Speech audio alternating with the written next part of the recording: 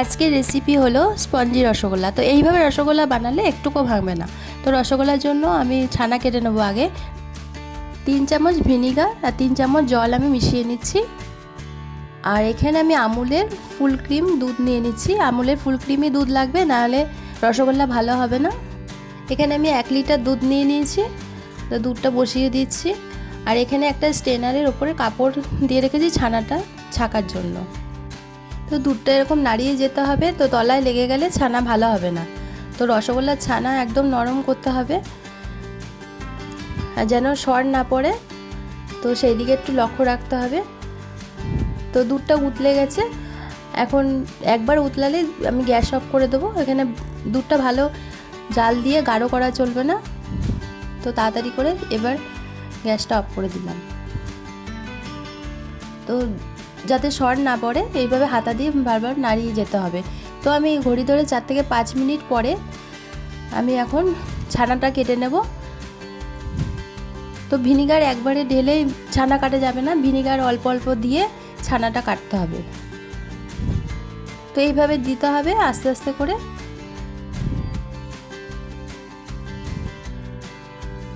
আবার অল্প ভিনিগার দিয়ে আবার দিয়ে দিচ্ছি। ছানাটা আস্তে আস্তে করে এইভাবে কাটাতে হবে।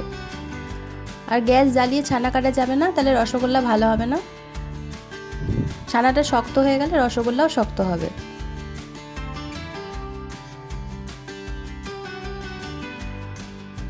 তো ছানাটা আমার কেটে গেছে, এবার আমি ছানাটা জল ঝরিয়ে নিচ্ছি। তো গরম জলের মধ্যে ছানাটা রেখে দেওয়া যাবে না। তো ছানাটা আমি জল ঝরিয়ে নিচ্ছি। এবার ছানাটা আমি ঠান্ডা জল দিয়ে ধুয়ে নেব। তো ছানাটা ঠান্ডা যতক্ষণ না হচ্ছে একটুখানি ধুয়ে নিতে হবে। বন্ধুরা, আপনারা ভিডিওটা স্কিপ করে দেখবেন না, তাহলে মিষ্টি বানানোর সময় ভুল হবে। তো ছানাটা ধোয়া হয়ে গেছে। তো ছানাটা এইভাবে করে কিছুতে ঝুলিয়ে রাখতে হবে, তাই যাতে জলটা ভালোভাবে ঝরে যায়। এবার মিষ্টির জন্য আমি শিরা করে নেব। তো এখানে আমি 2 কাপ চিনি নিয়ে নিয়েছি আর 1.5 কাপের একটু বেশি জল দিয়ে দিচ্ছি। এই মিষ্টির শিরা বেশি গাঢ় হবে না, আর এই মিষ্টির শিরা 1 বা 2 তার হবে না। চিনিটা গলে গেলে শিরা তৈরি হয়ে যাবে। তো চিনিটা গলে গেছে, তো শিরাটা ফুটে গেছে। আমি এখন গ্যাসটা অফ করে দেবো। তো এখানে আমি একটা থালার ওপরে তেল মাখিয়ে নিচ্ছি। তো রসগোল্লার বলগুলো বানিয়ে আমি থালার ওপরে রাখবো।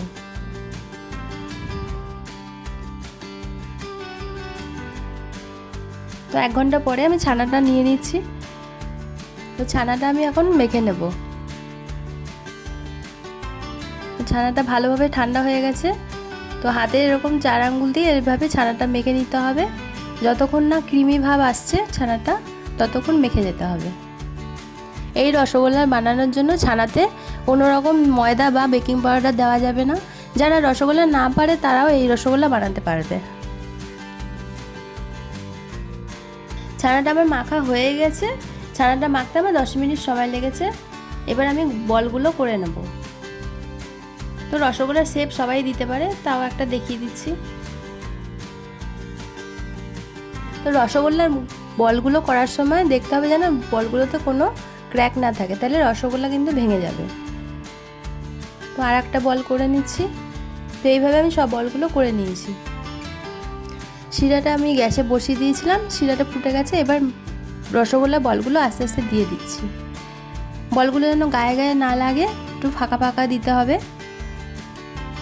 তো মিষ্টিগুলো হাতা দিয়ে নাড়ানো যাবে না, আমি শিরাটা একটুখানি নাড়িয়ে দিচ্ছি। তো আস্তে আস্তে মিষ্টিগুলো উপর দিকে উঠে আসবে। তো আপনারা দেখতেই পাচ্ছেন রসগোল্লাগুলো আস্তে আস্তে বড় হয়ে যাচ্ছে।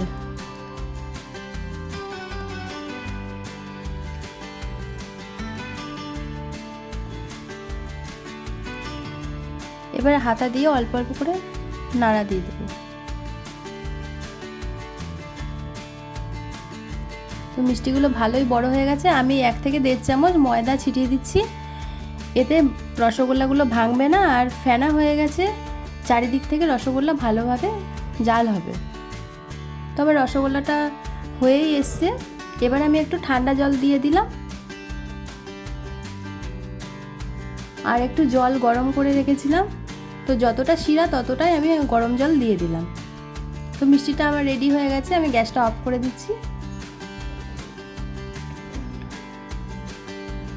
দেখুন মিষ্টিটা কত সুন্দর হয়েছে, একটা মিষ্টিও আমার ভাঙেনি।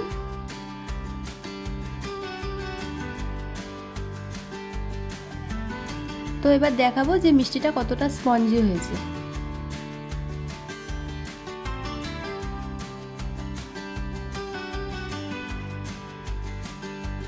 তো আপনারাও ট্রাই করবেন এরকম মিষ্টি।